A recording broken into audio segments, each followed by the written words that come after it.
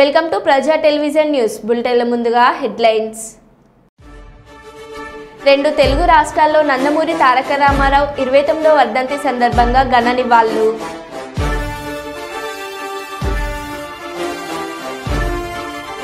నిరుపేదలకు అండగా ఉంటా మల్కాజ్గిరి పార్లమెంట్ సభ్యులు ఈటెల రాజేందర్.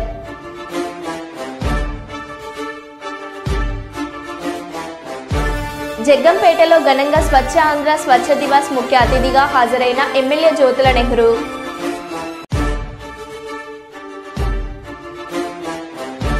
ఆంధ్రప్రదేశ్ రాష్ట్ర పౌర సరఫరాల శాఖ మంత్రి నాదెండ్ల మనోహర్ ఏలూరు ప్రభుత్వ ఆసుపత్రిలో ఆకస్మిక తనిఖీలు. ఢిల్లీలోని రాష్ట్రపతి భవన్లో జరిగిన కార్యక్రమంలో 2024 జాతీయ క్రీడా పురస్కారాలను అందించిన రాష్ట్రపతి ద్రౌపది ముర్ము.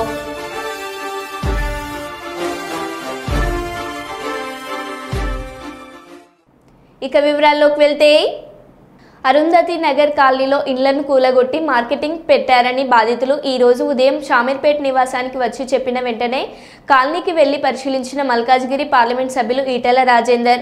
ఈ సందర్భంగా ఈటెల రాజేందర్ మాట్లాడుతూ, దేశంలో వివిధ ప్రాంతాల నుంచి పొట్ట చేత పట్టుకొని కన్నవారిని వదిలిపెట్టి బతుకు తెరువు కోసం వచ్చి నివసించే ప్రాంతం జవహర్ నగర్, బాలాజీ నగర్. నిత్యం కూల్చివేస్తూ బతుకుతో 5,000కో 10,000కో జమ చేసుకుని జీవో నెంబర్ 58, 59 కింద భూములు కొనుక్కొని ఇల్లు కట్టుకున్నారు.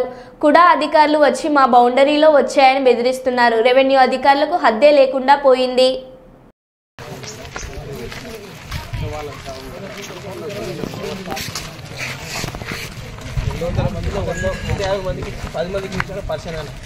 వచ్చిన ప్రాబ్లం అది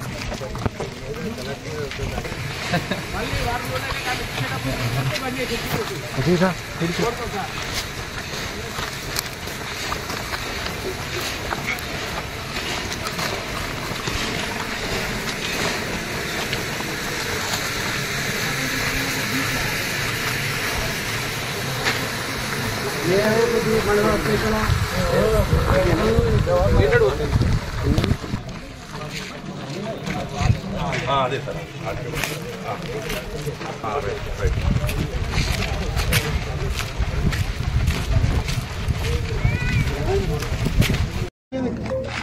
దేశవ్యాప్తంగా యూపీ, బీహార్, ఒరిస్సా, బెంగాల్ లాంటి రాష్ట్రాలతో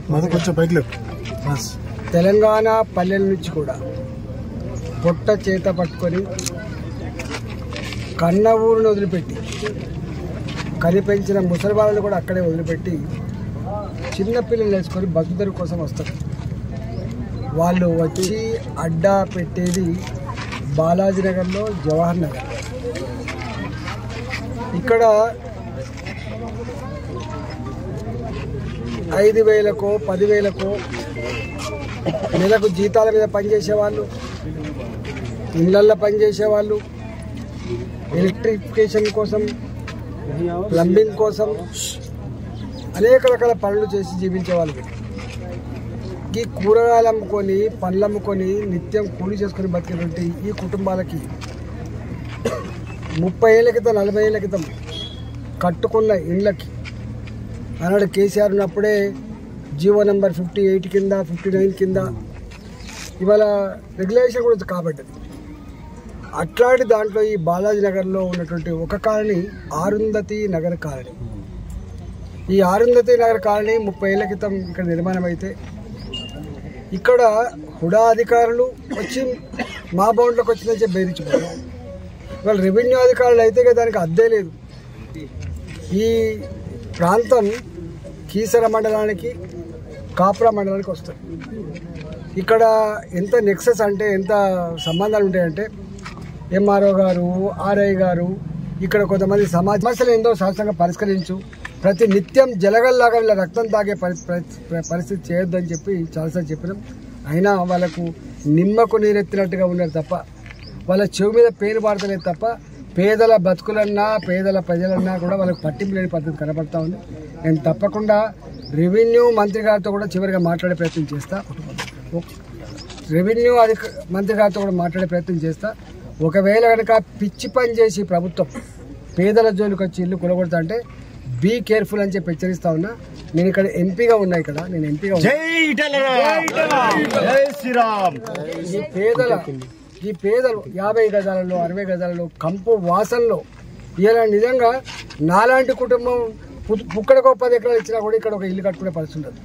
అంటే గంత దీనమైన బతుకులు బతికేటువంటి ఈ పేదలు ఎక్కడో యూపీలో ఉన్న గోరఖ్పూర్ నుంచి వచ్చి ఇక్కడ బతుకుతున్నారు. అరుంధతి నగర్లో ఎక్కడో బీహార్లో మారుమూల ప్రాంతాల్లో ఉన్న వాళ్ళు బతుకుతున్నారు. ఎప్పటి నుంచి ఉన్నారమ్మా అంటే మేము 25 ఏళ్ళుగా 30 ఏళ్ళుగా ఉంటున్నారు. ఏం చేసి బతుకుతారమ్మా అంటే అంత చిన్న చిన్న పని చేసి బతుకుతా అంటున్నారు. ఇవాళ ప్రజల మీద పేదల మీద బ్రోకర్లు రెవెన్యూ అధికారులు ఇలా డబ్బులు తింటున్నారంటే ఇక వాళ్ళు ఎట్లా మనుషులు, వాళ్ళు ఎట్లా పరిపాలన చేస్తున్నారో అర్థం కావట్లేదు. తప్పకుండా దీని మీద కలెక్టర్తో మళ్ళీ మాట్లాడే ప్రయత్నం చేస్తా, అదేవిధంగా రెవెన్యూ మంత్రి గారితో మాట్లాడే ప్రయత్నం చేస్తా. ఇది కనుక కూలగొడతా అంటే మీ సంగతితో చెప్పడానికి నేను కూడా రేపు మండే నాడు ఇక్కడనే ఉంటా. కాప్రా డివిజన్ కార్పొరేటర్ స్వర్ణరాజ్ శివమణి ఈరోజు డివిజన్ పరిధిలోని వర్కర్ల enclave Saket phase 2 extension colony residents association ఆహ్వానం మేరకు కాలనీలో పర్యటించారు. ఈ సందర్భంగా కాలనీ వాసులు కార్పొరేటర్ గారి దృష్టికి తీసుకొచ్చిన త్రాగునీటి సదుపాయం మరియు సీసీ రోడ్ల నిర్మాణం పనుల కొరకు అధికారులకు తెలిపి త్వరలో సమస్యల పరిష్కారానికి కృషి చేస్తానని హామీ ఇచ్చారు. ఈ సందర్భంగా కాలనీ వాసులు ఏర్పాటు చేసిన సమావేశంలో కాప్రా కార్పొరేటర్ స్వర్ణరాజ్ శివమణి శాల్వాతో ఘనంగా సన్మానించారు.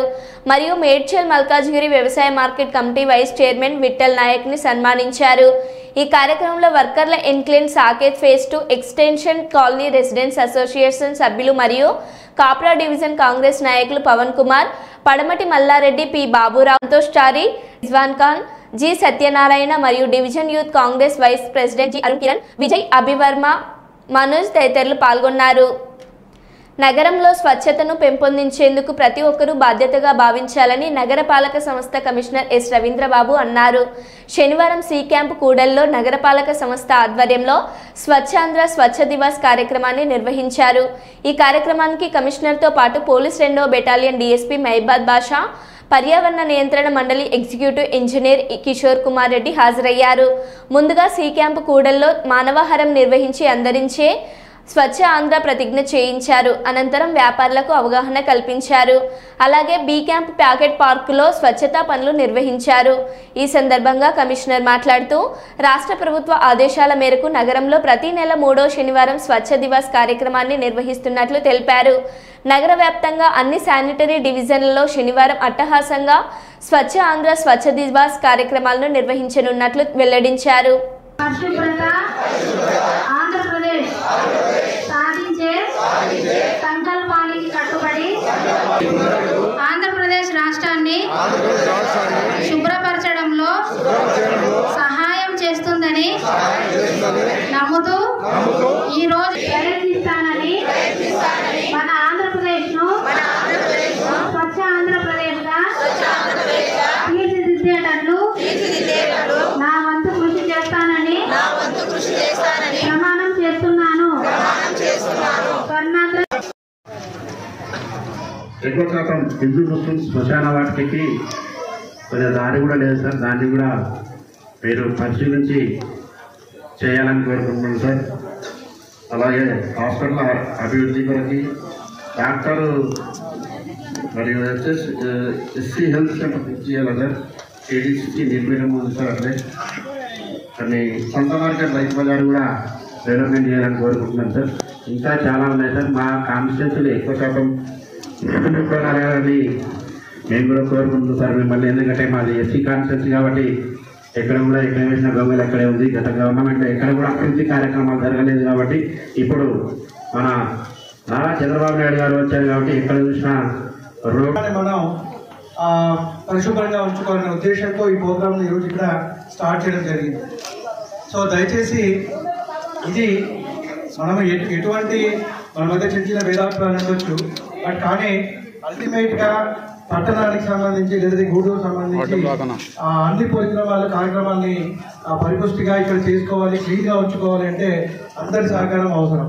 సో దయచేసి ఇది దృష్టిలో పెట్టుకొని ఈ రోజు నుంచి మన ఈ నగర పంచాయతీలో స్పెసిఫిక్గా ప్రతి వార్డులో కూడా ఈ ఆల్ కార్యక్రమాలు ఏదైనా చెప్తున్నామో అన్ని కార్యక్రమాలు చేయాలి. సో మెయిన్గా గవర్నమెంట్ తరఫు నుంచి మనకి కొన్ని ప్రోగ్రామ్స్ మనం చేస్తూ ఉంటాం. ఎటువంటి ఇది లేకుండా మీరు ముందుకు తీసుకెళ్ళి బాధ్యత మీ అందరి ప్రజల మీద ఉంది, ఈ గూడూరు ప్రజల మీద ఉంది. సో దయచేసి దాన్ని దృష్టిలో పెట్టుకొని మనందరం కూడా కలిసిగా ముందుకు వెళ్ళాలి.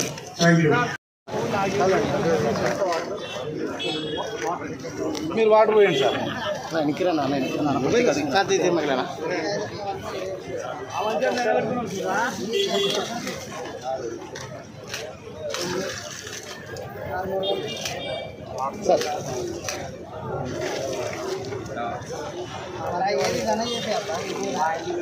ఎమ్మెల్యే గారు మీరు పోయండి.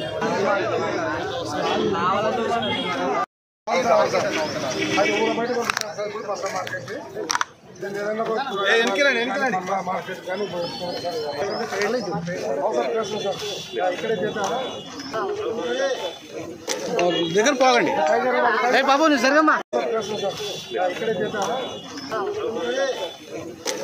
దగ్గర పోగండి బాబు నువ్వు సరిగమ్మా వస్తుంది కదా అడ్డం రావదండి ఎవరు అమ్మ మీరు ముందుకు పోకు ముందుకు పోకండి ఎందుకు పోతాను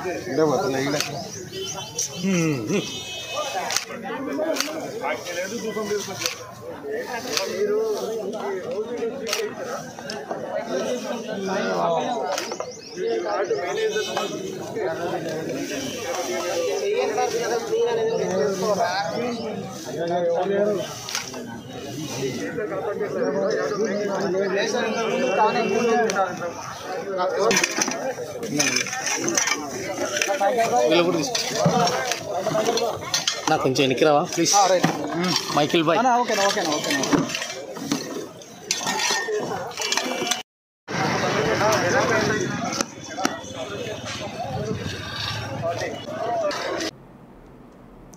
లక్ష డప్పులు 1000 గొంతుకలతో ఎస్సీ వర్గీకరణ గుండె చప్పుడు వినిపిస్తామని ఎంఆర్పీఎస్ వ్యవస్థాపక అధ్యక్షులు మందకృష్ణ మాదిగ అన్నారు. ఫిబ్రవరి 7న మహాసభకు ప్రతి ఇంటి నుంచి ఒకరు డప్పును తీసుకొని సభకు రావాలని ఆయన పిలుపునిచ్చారు. మహిబాద్ జిల్లా కేంద్రంలో సన్నాహక సమావేశాన్ని నిర్వహించారు. మహిబాద్ జిల్లా కేంద్రంలో నిర్వహించిన సన్నాహక సమావేశంలో పెద్ద ఎత్తున మాదిగ సామాజిక వర్గ నేతలు కార్యకర్తలు పాల్గొన్నారు.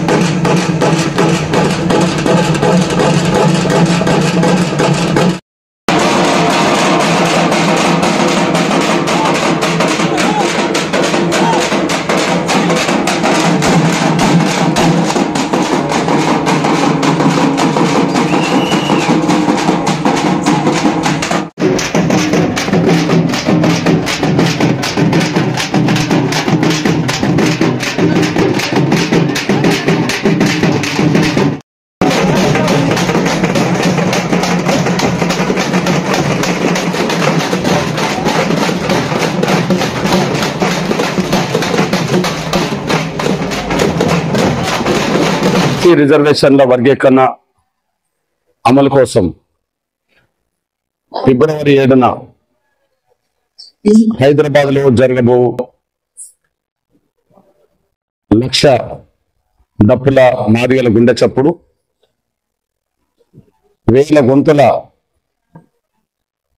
కళాకారుల పాటలతో కూడిన వర్గీకరణ ఆకాంక్షలు ఆ కార్యక్రమాన్ని జయప్రదం చేయడం అనేది మాదిగలతో పాటు వర్గీకరణ కోరుకునే ప్రతి దళిత వర్గాల మీద ఉన్నదని, వర్గీకరణ సాధించుకునే ఒక కీలకమైన ఘట్టాన్ని 30 ఏళ్లుగా ఉద్యోగం నడిపి నిలబెట్టుకునే స్థాయికి వచ్చాం. కానీ దాని అమలు కోసం జరిగే ప్రయత్నం వల్ల ఫిబ్రవరి 7న ప్రపంచం మన ఆవేదనను వినబడేలా, ప్రపంచానికి మన గోడు వినబడేలా హైదరాబాద్ లో మహత్తరమైన సాంస్కృతిక ప్రదర్శన జరగబోతుంది. ఎస్సీ రిజర్వేషన్ల వర్గీకరణను ఇంకా అడ్డుకుంటామనే శక్తులకు వాళ్ళ గుండెలు ఎదిరేలా, వాళ్ళ పలుకుబడికి తలుగి వర్గీకరణ జాప్యం చేస్తే పాలకులకు నిద్ర పట్టకుండా ఉండేలా చేయడమే లక్ష్యంగా ఫిబ్రవరి 7న మహత్తరమైన ప్రదర్శన, మన సాంస్కృతిక వాయిద్యం, ఒక డప్పు శబ్దం వినబడబోతుంది. ప్రపంచం మొత్తం మీద వాయిద్యాలు ఉన్నాయి. ప్రపంచం మొత్తం మీద ఉన్న వాయిద్యాల్లో పురాతనమైన వాయిద్యం, వందలు వేల సంవత్సరాలుగా వస్తున్న వాయిద్యం, అందరికంటే ముందు ఒక జర్నలిస్ట్ పాత్ర, విలేకరు పాత్ర పోషించిన వాయిద్యం డప్పు. ఆ డప్పును అందరూ గుర్తించకపోవచ్చు, గౌరవించకపోవచ్చు. కానీ డప్పు ఏ కుటుంబంలో పుట్టిందో, డప్పు ఏ కులంలో పుట్టిందో వాళ్ళ మాదిగలం. ఈరోజు ఆ డప్పే మనకు ఒక ఆయుధంగా మారబోతుంది. ఎస్సీ రిజర్వేషన్ల వర్గీకరణను అడ్డుకుంటామని చెప్పే శక్తులకు మన డప్పు ఒక ఉద్యమ కెరటంగా ముందుకు రాబోతుంది. దయచేసి మీకు విజ్ఞప్తి చేస్తున్నా, మన బిడ్డల భవిష్యత్తు కోసం, వాళ్ళ చదువులు ముందుకు సాగడం కోసం, వాళ్ళకు ఉద్యోగాలు సాధించి పెట్టడం కోసం జరగబోయే మహత్తరమైన ప్రయత్నమే ఫిబ్రవరి 7న జరగబోతుంది. దయచేసి ప్రతి ఊర్లో మనకు డప్పులు ఉన్నాయి, కానీ ఇంటింటికి డప్పులు లేకపోవచ్చు. ప్రతి ఊర్లో 5, 10, 20 డప్పులు ఉన్నాయి. కానీ ఫిబ్రవరి 7న జరగబోయే 1,00,000 డప్పుల గుండె చప్పులనే కార్యక్రమానికి ప్రతి ఇంటికి ఒక డప్పు కొనండి. ప్రతి ఒక్కరూ సంకన డప్పు తీసుకొని హైదరాబాద్కు రండి. అదొక మహత్తరమైన ప్రదర్శన. ప్రపంచం మొత్తం మీద ఉద్యమాలు జరిగినాయి. మనం కూడా 30 ఏళ్ళుగా ఉద్యమాలు చేసుకుంటూ వస్తున్నాం. కానీ సాంస్కృతిక ఉద్యమం ప్రపంచంలో ఎక్కడ జరగాలి. మనం మొదటిసారి ప్రపంచం గుర్తించేలా సాంస్కృతిక వైద్యమైన డప్పుతోనే, 1,00,000 డప్పుతోనే మహత్తర ప్రదర్శన జరిగే అవకాశం రాబోతోంది. మనం ఇప్పుడు చూసాం మహబాద్లో మన ప్రదర్శన. ఒక 50 నుంచి 100 లోపు డప్పులు వచ్చినాయి. 50 నుంచి 100 లోపు డప్పులు వచ్చినాయి. 50 నుంచి 100 లోపు డప్పులు వస్తేనే మహబాద్ పట్టణంలో మనం ప్రదర్శన చేసుకుంటూ డప్పు కొట్టుకుంటూ వస్తున్న ప్రతి చోట రైట్ లెఫ్ట్ షాపులో ఉన్న వాళ్ళు ప్రతి ఒక్కరూ షాపు బయటకు వచ్చి మన ప్రదర్శన చూడగలిగారు, మన డప్పు శబ్దం వినగలిగారు. అంటే 50-100 డప్పులు వస్తేనే మహబాద్ పట్టణం మారుమోగింది కదా. మహబాద్ పట్టణంలో ప్రధాన షాపులో ఉన్న వాళ్ళు, ఇతరులు కూడా వాళ్ళు బయటకు వచ్చి మన డప్పుల శబ్దాన్ని వినగలిగారు కదా. మరి 50-100 లోపు డప్పులు వస్తేనే మహబాద్ పట్టణం మారుమోగితే 1,00,000 డప్పులు వస్తే ప్రపంచమే. అందుకు దానికి సిద్ధపడండి. మళ్ళీ చెప్తున్నా, మన ఇళ్లలో అందరి ఇళ్లలో డప్పు లేకపోవచ్చు, కానీ ఇంకా 20 రోజుల సమయం ఉన్నది. ఫిబ్రవరి 7 అంటే 20 రోజుల సమయం ఉన్నది. ఇంటికో డప్పు కొనుక్కోండి, ఒక 500 రూపాయలు. మనం దేనికో ఖర్చు పెడతాం, దేనికో ఖర్చు పెడతాం అంటే అర్థం చేసుకోండి. ఓకే, రాజమౌళి దానికి ఆదర్శం కాదు. ఓకే, దేనికో ఖర్చు పెడతాం, కానీ మన బిడ్డల భవిష్యత్తు కోసం 500 రూపాయలు డప్పు కొనండి. అది ప్రతి ఒక్కరు కొనండి. ఉద్యోగస్తులైతే మీ సొంత ఊర్లో మాదిగలకు ఒక 10 నుంచి 20 డప్పులు కొని అనుకుంటే ఉద్యోగస్తులు ఎవరైనా ఆర్థికంగా ఉంటే వాళ్ళు కూడా కొనివ్వండి. కానీ ప్రతి ఒక్కరు మాత్రం డప్పు సంఖ్య వేసుకొని రావాల్సిందే. ఈ విషయాన్ని గ్రహిస్తారని చెప్పి నాగూర్ కర్నూలు జిల్లా బీజినపల్లి మండలం లట్టుపల్లి గ్రామానికి చెందిన ఓ వ్యక్తి గురువారం రాత్రి కళ్ళు తాగేందుకు వెళ్తే అతను తీసుకున్న సీసాలో కట్లపాము కనిపించడంతో కంగు తిన్నాడు. గురువారం రాత్రి ఈ సంఘటన చోటు చేసుకోవడంతో గ్రామస్తులంతా కోపంతో కళ్ళు దుకాణాన్ని ధ్వంసం చేశారు. కళ్ళు దుకాణంలో కళ్ళు సీసా కొని 2 గుట్కలు వేయడంతో నోటి కడికి రావడంతో దానిని ఉమ్మిలియడంతో అందులో నుంచి కట్లపాము పిల్ల బయటపడింది. ఇదంతా అక్కడే ఉన్న గ్రామస్తులంతా చూసి ఒక్కసారిగా కంగు తిన్నారు. ఇదేంటని కల్తీ కళ్ళు తయారు చేసే యజమానిని ప్రశ్నించగా బిత్తిరి చూపులు చూశాడు. దీంతో కోపంతో రగిలిపోతూ గ్రామస్తులంతా దుకాణాన్ని కళ్ళు సీసాలను ధ్వంసం చేశారు. డబ్బులకు ఆశపడి కల్తీ కళ్ళు తయారు చేస్తూ ప్రజల ప్రాణాలతో చెలగాటం ఆడుతున్న కల్తీ యజమానులపై చర్యలు తీసుకోవాలని గ్రామస్తులు ఆగ్రహం వ్యక్తం చేశారు. ఈ విషయంపై పూర్తి విచారణ చేసే కళ్ళు యజమానులపై కఠిన చర్యలు తీసుకోవాలని ఎక్సైజ్ శాఖను కోరారు.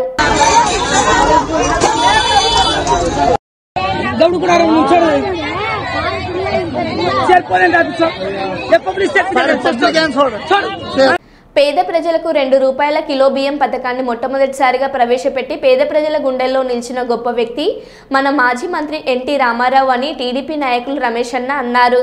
వరంగల్ నగరంలోని 14వ డివిజన్ ఎన్టీఆర్ నగర్లో ఉన్న మాజీ ముఖ్యమంత్రి నందమూరి తారక రామారావు 19వ వర్ధంతిని పురస్కరించుకుని ఆయన విగ్రహానికి పూలమాలలేసి నివాళులర్పించారు. సమస్తఘాతంగా నాయకులు ఉంటే ఆ ప్రాంతం ఎంతో అభివృద్ధి పడుతుందని, ఆనాడు మండల వ్యవస్థను తీసుకొచ్చిన గొప్ప వ్యక్తి అని, పేద ప్రజల కోసం ఆ రోజుల్లో ఎన్నో సంక్షేమ అభివృద్ధి పథకాలు చేపట్టిన గొప్ప నాయకులు మన నందమూరి తారక రామారావు అని, కానీ ప్రస్తుత ప్రభుత్వాలు ఆయన జయంతి లేదా వర్ధంతి కార్యక్రమాలను నిర్వహించకపోవడం బాధాకరమని, చరిత్రలో నిలిచే నాయకుల జయంతి వర్ధంతి ఉత్సవాలు నిర్వహించాల్సిన బాధ్యత అన్ని ప్రభుత్వాలపై ఉండాలని అభిమానులు తెలిపారు.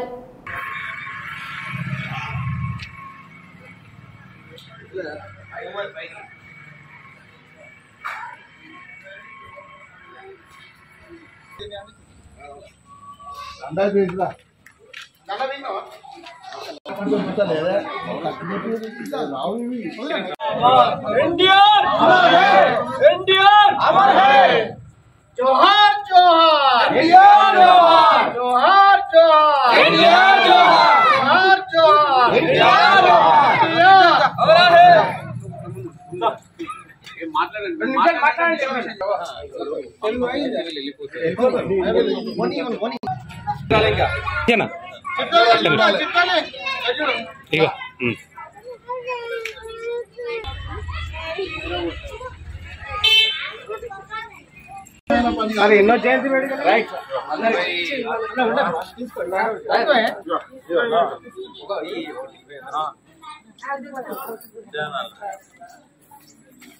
తారక రామారావు గారి విగ్రహాన్ని 2001లో ఎన్టీఆర్ నగర్లో స్థాపించడం జరిగింది.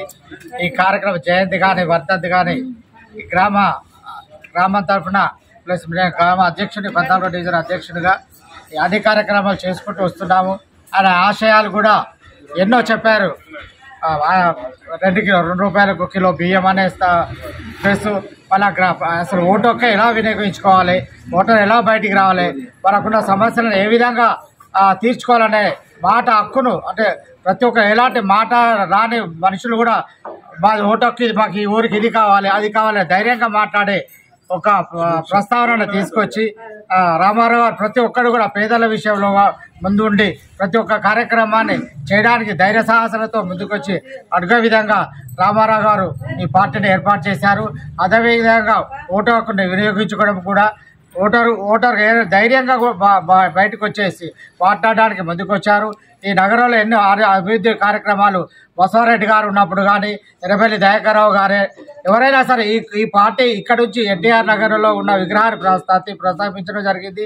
తెలుగుదేశం పార్టీ నిర్మించిన తర్వాత ఎంతోమంది పెద్ద పెద్ద మినిస్టర్స్ కానీ ఎమ్మెల్యే హోదాలో ఉన్నారంటే కూడా రామారావు యొక్క భిక్షతోటి ఈరోజు రాజకీయంగా ఎదుగుదలగా ఉన్నారు. కాంగ్రెస్లో కానీ బీఆర్ఎస్లో ఉన్న పార్టీ వాళ్ళు కూడా అంతా కూడా ఇక్కడ ఓనమాలు తీర్చుకొని ఇవాళ పదవులు అధిరోహిస్తున్నారు. కానీ రామారావును గుర్తించాలి. ఎన్టీఆర్ గారి వర్ధంతిని వరంగల్లో టౌన్లోనైతే ఇక్కడనే జరుగుతుంది. ప్రతి సంవత్సరం ఇక్కడికి రావడము, ఎన్టీఆర్ని స్మరించుకోవడము, ఎన్టీఆర్ ఆశయాలను కొనసాగించాలని మన పెద్దలకు అందరికీ చెప్తూ ముందుకు పోతున్నాం. ఆ రోజు ఎన్టీఆర్ ఇచ్చిన ₹2 కిలో బియ్యాన్ని ఈనాడు కూడా దాన్ని కదలకుండా ప్రతి ప్రభుత్వం దాన్ని ముందుకు తీసుకుపోతున్నది. ఆయన పెట్టిన సంక్షేమ పథకాలు ఒక్కటి కూడా ఇవాళ తీసేసేంత సాహసము ఏ ప్రభుత్వాలు కూడా చేస్తలేవు. ఆయన మహిళలకు ఇచ్చిన స్ఫూర్తి మామూలు స్ఫూర్తి కాదు. ఇంట్లోకి వెళ్ళి యువతలు రాని మహిళ ఇవాళ నేను ఎలక్షన్ల పోటీ చేస్తా, ఎమ్మెల్యేకి పోటీ చేస్తా, నేను దేనికైనా పోటీ చేస్తా అని ధైర్య సాహసాలతోటి మహిళలు ముందుకు వచ్చిందంటే అది ఎన్టీఆర్ ఇచ్చిన ధైర్యము, సాహసము, ఆయన తీసుకొచ్చిన చట్టాలే అటువంటి అని ఇప్పటికీ నేను అతన్ని కొనియాడుతున్నాను. అతన్ని ఆశయం సాధన కోసానికి వాళ్ళు ఎల్లవేళలా మేము ఆయన వెంబడి ఉంటాం. ఈ మా అంత్యయాత్ర వరకు కూడా ఎన్టీఆర్ అభిమానిగానే బతుకుతాం, కానీ ఎవరి అభిమానులుగా మేము ఉండలేము. ఆయన ఇచ్చిన స్ఫూర్తిని నాయకులు కొన్ని కొనసాగించిండ్రు. అలా చంద్రబాబు నాయుడే కావచ్చు, ఆయన చంద్రబాబు నాయుడుకు ఆ రోజు ఇండిపోటు పొడిచిల్లు అన్నారు, కానీ ఆయన నిజమైన ఎన్టీఆర్ వారసునిగానైతే కొన్ని కార్యక్రమాలు దిగ్విజయం చేసిండు. అతను కూడా అభినందించవలసిన అవసరం ఉన్నది అని కూడా ఈ సందర్భంగా తెలియజేస్తున్నాను. మరో బులెటిన్లో మళ్ళీ కలుద్దాం. Stay tune.